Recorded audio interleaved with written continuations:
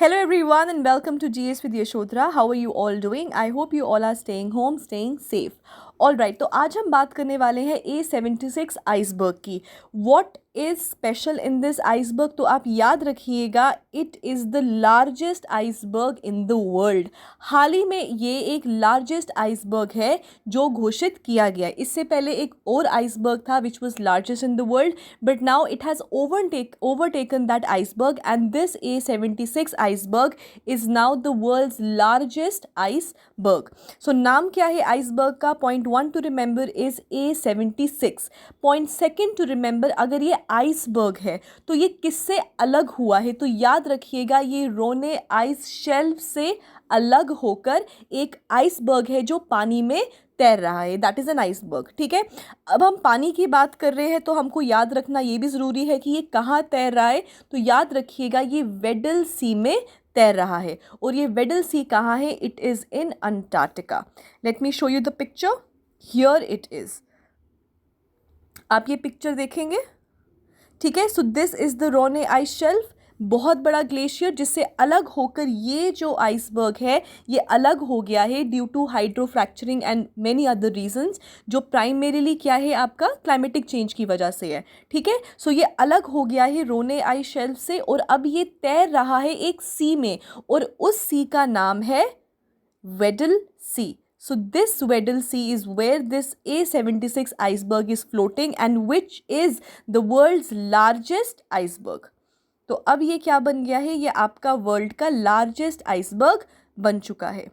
ठीक है, अगर हम बात करें इस आइसबर्ग की तो याद रखिएगा, इट मेजर्स अराउंड, तो इसका मेजर क्या है? It measures around 4,320 square kilometres in size, और ये बहुत ह्यूज है. अराउंड 170 किलोमीटर्स तक इसकी लेंथ है और 25 किलोमीटर्स तक इसकी ब्रेथ है. तो आप समझ सकते हैं कि ये कितना ह्यूज चंक ऑफ आइस है जो फ्लोट कर रहा है आपके पानी में.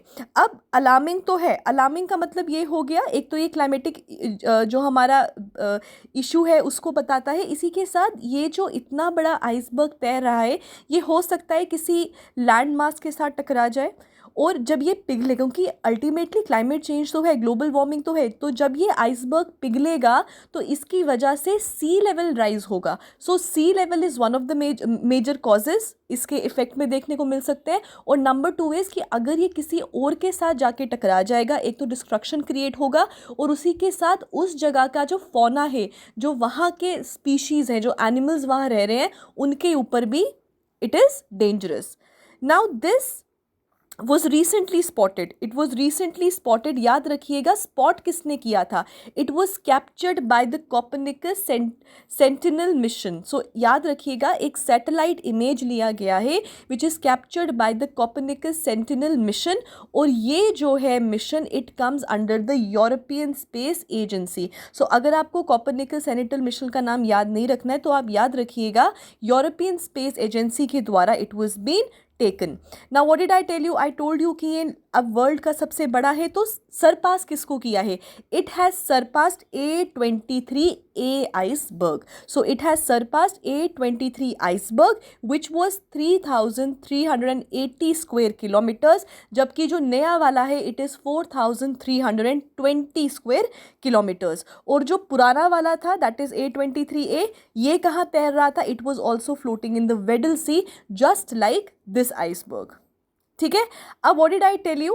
This newly cleaved right. अब ये क्लेव हुआ है. What is क्लेव? सो याद रखिएगा, क्लेविंग जो है वो एक आपका ग्लेशियोलॉजिकल टर्म है. मतलब ग्लेशियर के जब हम चीज़ें पढ़ते हैं ग्लेशियर्स के बारे में तो उसमें हम इस टर्म का जिक्र करते हैं.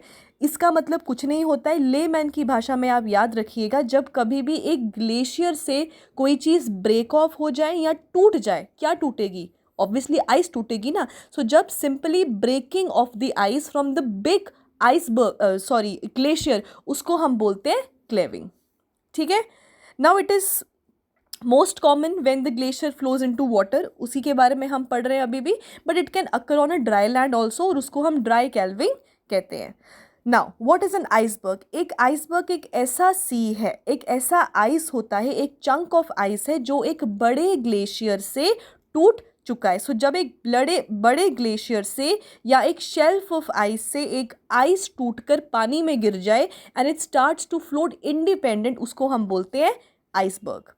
नाउ जब आइसबर्ग फ्लोट करता है, अब फ्लोट करने के लिए कोई ना कोई तो एक्सटर्नल फोर्स चाहिए, तो ये किसके द्वारा फ्लोट करता है? याद रखिएगा, आइसबर्ग जो है it travels with ocean currents and either get caught up in shallow water और ग्राउंड देमसेल्व्स. तो ये ओशन करंट्स के सर के ऊपर या ओशन करंट्स की वजह से दे टेंड टू ट्रैवल, और कभी कभी ये शैलो वाटर्स में या ग्राउंड में जाके ये अटक जाते हैं. Now, A76 is the name. Now, who gives the name? तो याद रखिएगा, US National Ice Center is the only organization. So, it is the only organization, that is USNIC, US National Ice Center, which is responsible to give names and tracks of important Antarctic icebergs. और ये कहाँ का iceberg है? Just now I told you, ये आपके Antarctica का iceberg है. ठीक है. Now what is the concern? अब हमने इतना कुछ तो पढ़ लिया कि ऐसे ऐसे हो रहा है. What is the concern? The concern is that the Antarctic ice sheet, ये जो है आपका बहुत तादाद पे या बहुत तेज़ी से it is getting warm. Warm होने का मतलब ये है जब ग्लेशियर्स टूटेंगे तो ब्रेक ऑफ होंगे, पानी में गिरेंगे, और जब ये पानी में गिरेंगे तो दे टेंड टू मेल्ट, क्योंकि तभी तो टूट रहे हैं. जब ये मेल्ट करेंगे तो ये क्या करेंगे, ये आपका सी लेवल जो है उसको इंक्रीज़ करेंगे, और इसी के साथ जो सी लेवल है वो it will tend to increase. And जब ये बड़े बड़े जो ये आइस, छोटे छोटे तो नहीं है, अब जस्ट इमेजिन 170 किलोमीटर का स्ट्रेच है इसका, तो इतने बड़े बड़े आइसबर्ग्स जब ट्रैवल करेंगे और कहीं जाके टकराएंगे या इतना huge chunk of ice melt होगा, so it is extremely extremely alarming. ठीक है. So I just showed you the picture also.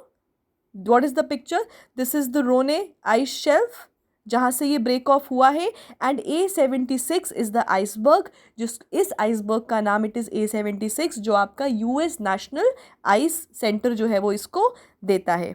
ठीक है. या so here did what did इधर हमने पढ़ा था कौन देता है इसको. द ओनली बॉडी जो इसको नाम देती है that is your US national ice center. ठीक है. So I hope this topic was interesting, and I'll see you in the next lecture. Thank you and have a nice day, and please do not forget to like, share and subscribe. Thank you.